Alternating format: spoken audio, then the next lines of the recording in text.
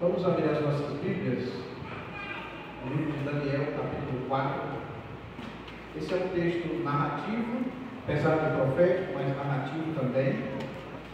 Um texto extenso, e eu lerei ele todo para que nós possamos compreender. E peço que os irmãos prestem bastante atenção nessa leitura.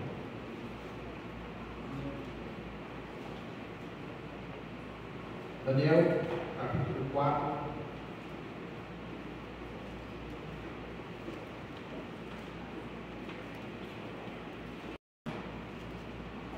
Diz assim a palavra do Senhor: O rei Nabucodonosor, a todos os povos, nações e homens de todas as línguas que habitam em toda a terra, paz vos seja multiplicada. Pareceu-me bem fazer conhecidos os sinais e maravilhas que Deus, o Altíssimo, tem feito para mim. Quão grandes são os seus sinais e quão poderosas as suas maravilhas. O seu reino é sempre eterno e o seu domínio de geração em geração. Eu, Nabucodonosor, estava tranquilo em minha casa e feliz no meu palácio. Tive um sonho que me espantou. E quando estava no meu leito, os meus pensamentos e as visões da minha cabeça me turbaram. Por isso, expedi um decreto pelo qual fossem introduzidos na minha presença todos os sábios da Babilônia, para que me fizessem saber a interpretação do sonho. Então entraram os magos, os encantadores, os caldeus e os feiticeiros, e lhes contei o sonho, mas não me fizeram saber a sua interpretação. Por fim se me apresentou Daniel, cujo nome é Beltesazar, segundo o nome do meu Deus, e no qual há o Espírito dos deuses santos. E eu lhe contei o sonho, dizendo: Beltesazar, chefe dos magos, eu sei que há em ti o Espírito dos deuses santos, e nenhum mistério te é difícil. Eis as visões do sonho que eu tive. Diz-me a sua interpretação. Eram assim as visões na minha cabeça quando eu estava no meu leito. Eu estava olhando e vi uma árvore no meio da terra, cuja altura era grande. Crescia a árvore e se tornava forte, de maneira que a sua altura chegava até ao céu, e era vista até os confins da terra. A sua folhagem era formosa, e o seu fruto abundante, e havia nela sustento para todos. Debaixo dela os animais do campo achavam sombra, e as aves do céu faziam morada nos seus ramos, e todos os seres viventes se mantinham em terra. No meu sonho, quando eu estava no meu leito, vi um vigilante, um santo, que descia do céu, clamando fortemente e dizendo: derribai a árvore, cortai os ramos, derriçai-lhe as folhas, espalhai o seu fruto, afugentem-se os animais debaixo dela e as aves dos seus ramos, mas a cepa com as raízes deixai na terra matada com cadeias de ferro e de bronze na erva do campo. Seja ela molhada no orvalho do céu, e a sua porção seja com os animais, a erva da terra. Mude-se-lhe o coração para que não seja mais coração de homem, e lhe seja dado o coração de animal, e passem sobre ela 7 tempos. Esta sentença é por decreto dos vigilantes, e esta ordem por mandado de todos os santos, a fim de que conheçam os viventes que o Altíssimo tem domínio sobre o reino dos homens, e o dá a quem quer, e até ao mais humilde dos homens constitui sobre eles. Isto vi eu, rei Nabucodonosor, em sonhos.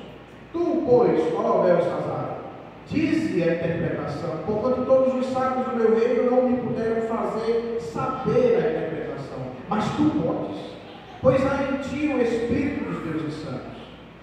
Então Daniel, cujo nome era Beltesazar, esteve atônito por algum tempo, e os seus pensamentos o turbavam.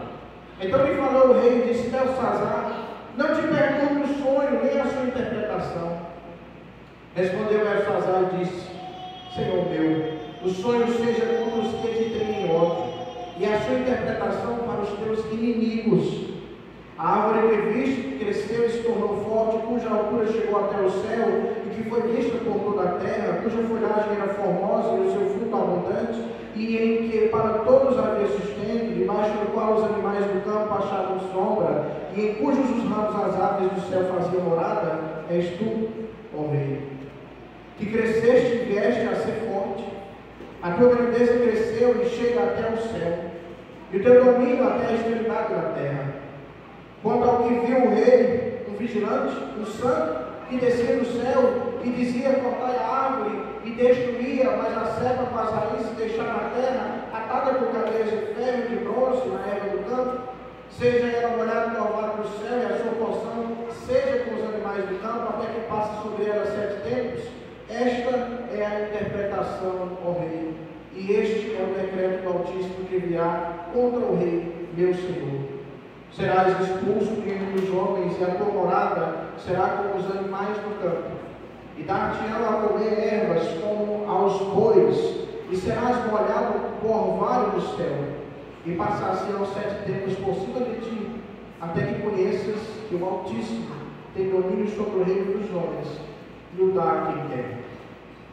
Quanto ao que foi dito, que se deixasse a cepa da árvore com as suas raízes, o teu reino tornará a ser teu, depois que tiveres reconhecido que o céu domina. Portanto, ó Rei, aceita o meu conselho e põe termo pela justiça em teus pecados e nas tuas iniquidades, usando de misericórdia para com os pobres, e talvez se prolongue a tua tranquilidade. Todas estas coisas sobrevieram ao rei Nabucodonosor. Ao cabo de 12 meses, passeando sobre o palácio real da cidade da Babilônia, falou o rei e disse: não é esta a grande Babilônia que eu edifiquei para a casa real, com o meu grandioso poder e para a glória da minha majestade? Falava ainda o rei quando desceu uma voz do céu: a ti se diz, ó rei Nabucodonosor, já passou de ti o reino. Serás expulso de entre os homens, e a tua morada será com os animais do campo. E far-te-ão comer ervas como os bois, e passar-se-ão 7 tempos por cima de ti, até que aprendas que o Altíssimo tem domínio sobre o reino dos homens, e o dá a quem quer. No mesmo instante se cumpriu a palavra sobre Nabucodonosor, e foi expulso de entre os homens, e passou a comer erva como os bois. O seu corpo foi molhado no orvalho do céu, até que lhe cresceram os cabelos como as penas da águia, e as suas unhas como as das aves. Mas ao fim daqueles dias eu, Nabucodonosor, levantei os olhos ao céu, tornou-me a vir entendimento, e eu bendisse o Altíssimo, e louvei e glorifiquei ao que vive para sempre, cujo domínio é sempre eterno, e cujo reino é de geração em geração. Todos os moradores da terra são por ele reputados em nada, e segundo a sua vontade ele opera como o exército do céu e os moradores da terra. Não há quem possa deter a mão, nem dizer: que fazes? Tão logo me tornou a vir entendimento também para a dignidade do meu reino, tornou-me a vir a minha majestade, o meu resplendor. Buscaram-me os meus conselheiros e os meus grandes. Fui restabelecido no meu reino, e a mim se ajuntou extraordinária grandeza. Agora, pois, eu, Nabucodonosor, louvo, exalço e glorifico o Rei do céu, porque todas as suas obras são verdadeiras e os seus caminhos justos, e pode humilhar aos que andam na soberba. Amém. Vamos orar juntos. Santo e bondoso Deus, louvamos o teu nome, Senhor, porque aqui estamos totalmente, Senhor, voltados à tua palavra, para, Senhor, ouvir o que o Senhor quer nos dizer nessa noite. Que eu seja, Senhor, um instrumento em tuas mãos para falar apenas a verdade da tua palavra, e que sejamos edificados nisso.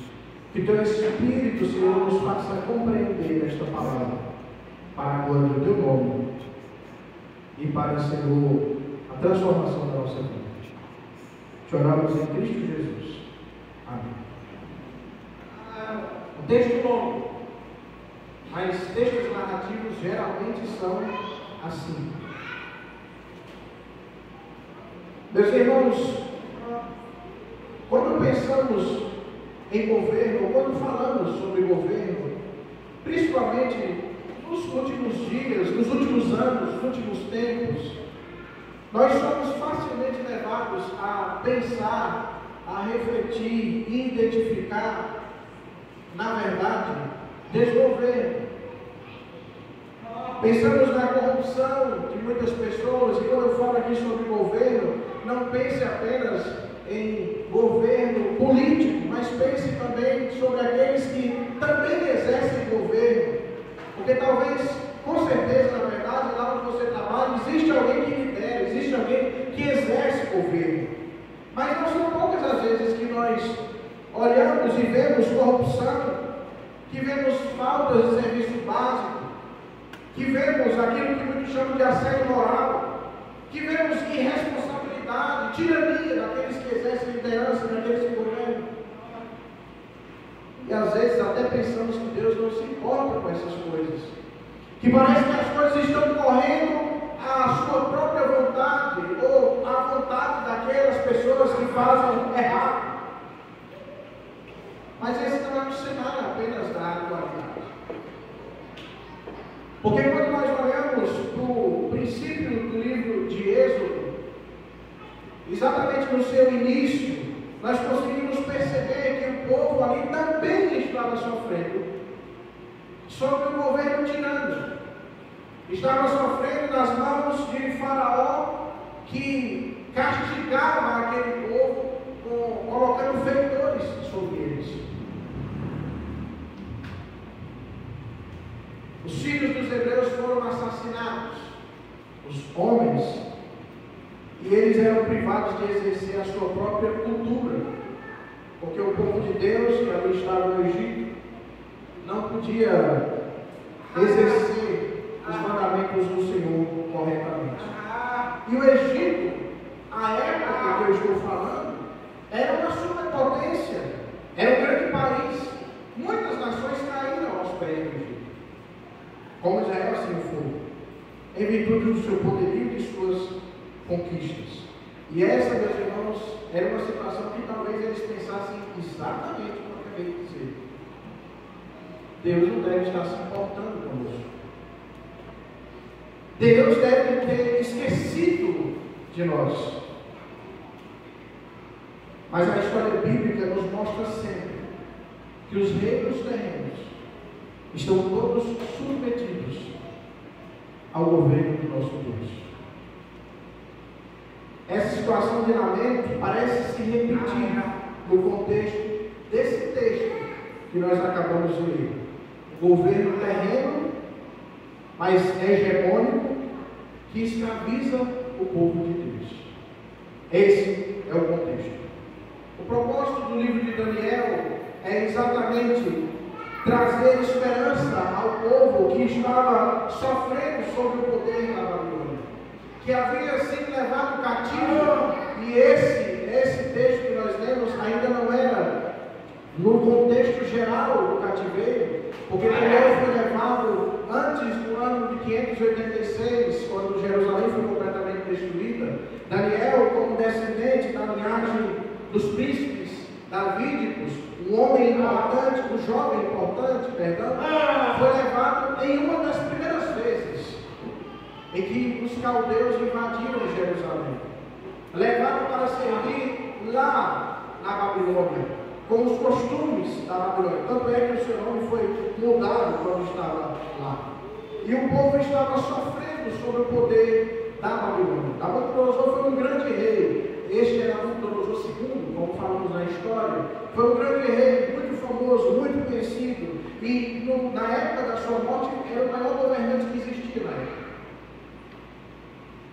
E estava agora exercendo domínio sobre o povo de Deus. O livro de Daniel vem para trazer esta esperança através da sua mensagem profética. Lembre-se que Daniel, as profecias de Daniel não se cumprem completamente naquele contexto. Há coisas ainda a ser cumpridas. E a estrutura deste livro de Daniel tem peculiaridades. Porque se nós observarmos no texto original, os capítulos 1 e os capítulos de 8 a 12 são escritos em hebraico. Mas os capítulos de 2 a 7, essa seção que está no meio, são escritos em aramaico. E eu não sei se eu já disse aqui, aramaico era uma língua nesta época que era comumente difundida entre os povos, entre diversos povos. É como o inglês hoje. Uma língua que era amplamente falada. E o objetivo é exatamente que todas as nações pudessem saber dos feitos do nosso Deus, que estavam narrados dos capítulos 2 ao capítulo 7. O capítulo 4, em especial, ele faz par com o capítulo 5. Se você olhar para o capítulo 5, no seu início, logo no primeiro verso, ele fala do rei Belsazar, que era parente, uns dizem que era neto, outros dizem que era filho, mas era parente de Nabucodonosor. Em ambos os capítulos, nós encontramos reis babilônicos que são confrontados com o poder de Deus e que precisam de Daniel para que a mensagem seja interpretada, a mensagem de Deus seja interpretada a eles. Entretanto, em um dos capítulos nós vemos uma resposta positiva aos juízos de Deus. E no capítulo 5 nós vemos exatamente o contrário dessa atitude do capítulo 4. O fato é que muitos desejam explicitar no capítulo 4, esse que nós lemos, a questão do orgulho. E não são poucos, há muitos comentaristas e teólogos que focam esse texto e que dizem que a ideia central desse texto é exatamente o orgulho. Mas se nós olharmos para os primeiros leitores, e sempre temos que fazer isso, quando nós vemos um texto bíblico, nós temos que lembrar de fazer a seguinte pergunta: quem são os primeiros leitores desse texto? E no nosso caso, os primeiros leitores eram exatamente o povo de Israel que estava no cativeiro. Certo? Então, se os primeiros leitores são eles, o que esse texto tem de relevante para esses primeiros leitores? E se eu dissesse que era um orgulho, como eu poderia falar de orgulho se o povo estava cativo? Como eu poderia falar de orgulho se o povo estava sofrendo a opressão do governo babilônico? O que eu entendo, e não somente eu, é que a ênfase desse texto é outra. E eu peço que você deixe sua Bíblia aberta. Se você observar no verso 17, nós vemos um vigilante que desce do céu, e ele diz no verso 17: esta sentença, ele diz ao rei no sonho, na visão: esta sentença é por decreto dos vigilantes, e esta ordem por mandado dos santos, a fim de que conheçam. Ou seja, essa sentença ela foi prolatada com a finalidade de que se conheçam os viventes, que o Altíssimo tem domínio sobre o reino dos homens e o dá a quem quer, e até o mais humilde dos homens constitui sobre eles. Se você for mais adiante, nos versos 25 e 26, quando Daniel fala sobre a interpretação, ele diz, verso 25: serás expulso de entre os homens, e a tua morada será com os animais do campo, e dar-te-ão a comer ervas como aos bois, e serás molhado no orvalho do céu, e passar-se-ão 7 tempos por cima de ti, até que conheças que o Altíssimo tem domínio sobre o reino dos homens, e o dá a quem quer. Verso 26 diz, parte B: o teu reino tornará a ser teu, depois que tiveres conhecido que o céu domina. E por fim, no verso 32, a voz que se manifesta do céu, prolatando a sentença, diz: serás expulso de entre os homens, e a tua morada será com os animais do campo, e far-te-ão comer ervas como os bois, e passar-se-ão 7 tempos por cima de ti, até que aprendas que o Altíssimo tem domínio sobre o reino dos homens, e o dá a quem quer. Significa dizer, meus irmãos, que a temática central desse texto é exatamente que o Deus Altíssimo soberanamente estabelece ou destitui reinos para a sua própria exaltação.